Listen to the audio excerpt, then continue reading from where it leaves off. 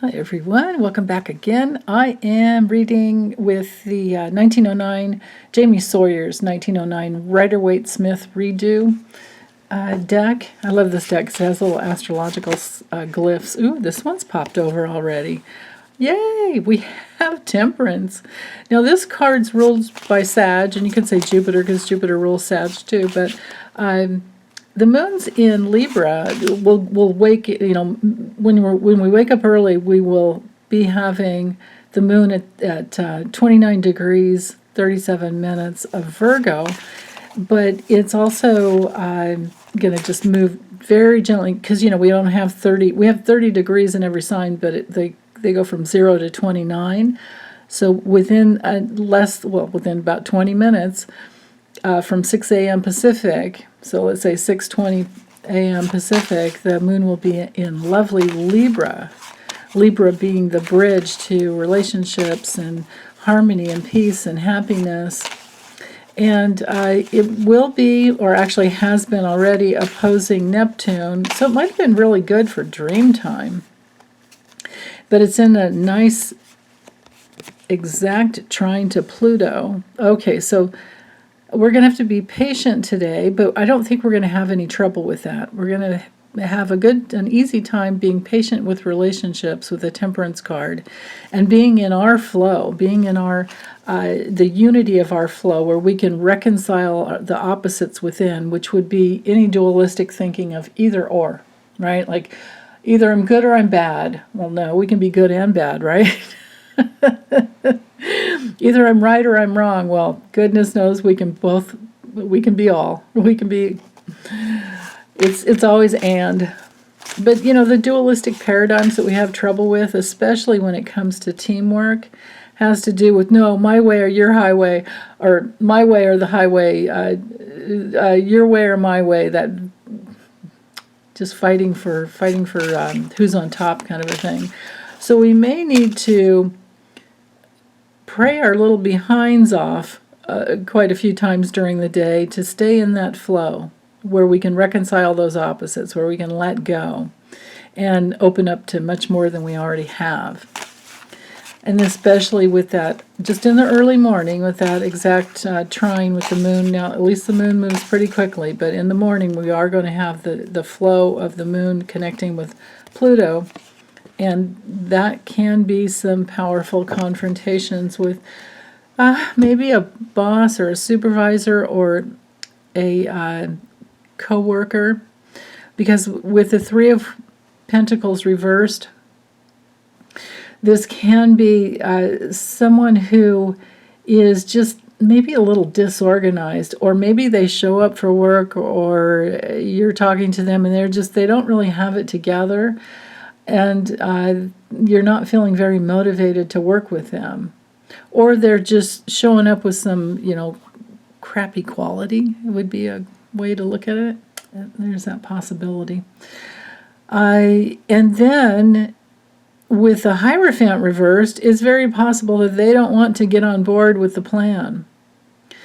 And another way to read the Hierophant reverse would be there's some rebellion, because they don't want to conform to the plan. But here's the bigger plan. It's interesting to have two major arcanas with only 3 cards, right? So I'm feeling that these 2 cards here have to do with, I think this Hierophant reversed is representing Uranus, the planet Uranus, which is about rebellion in Taurus. Or it can be about rebellion. This card is all about rebellion when it's reversed. It could also be somebody giving bad advice. They think they know it all. It could also be just a lack of harmony with both of these cards. The Three of Pentacles reversed and the Hierophant reversed. Both could be a lack of harmony. Yeah, because we have so much harmony here. So the guidance, I would say, would be to stay very connected to your guides the best that you can. And we're not perfect. We're human. Just do your best. Don't beat yourself up. If you catch yourself out of your normal flow, just take a deep breath and let it go and let's try again, right? Maybe we have some yellow lilies we could have nearby. That might help. You know, there's a lot to be said for having a touchstone.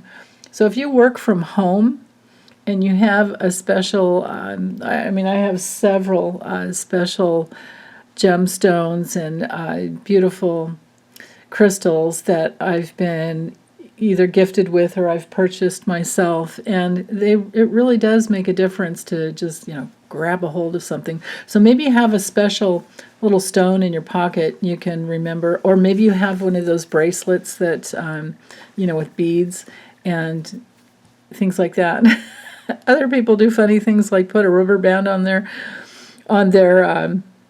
I don't recommend it though, but I've heard of, you know, like a rubber band on your wrist, and if you have a negative thought, you're in anxiety, you pop it and just to get you out of it. It's like, I don't think you need to hurt yourself, but hey, if it works for a while, do whatever you need to do.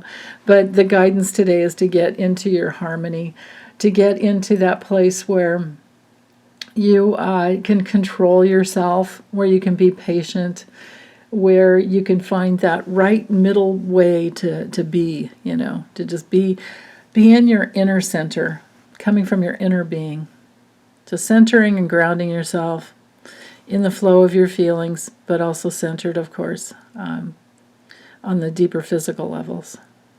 I can only do that myself with deep breaths and letting, you know, I can't do it with my head. I have to literally do it with my body and just, you know, let go.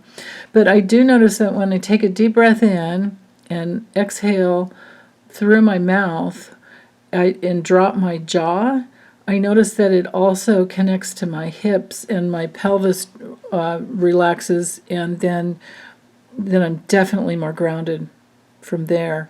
And you know, the Temperance card being ruled by Sag rules the hips. So there's probably a message there for a lot of you.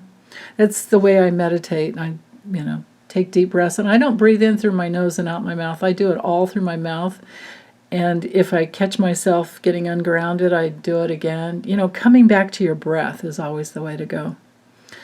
So yeah, and it never hurts to relax your pelvis. Unless you're lifting something very heavy, then maybe that's a whole other, yeah, not that. Okay, so I'm going to get this uploaded and wish you the best day. Take good care. Bye.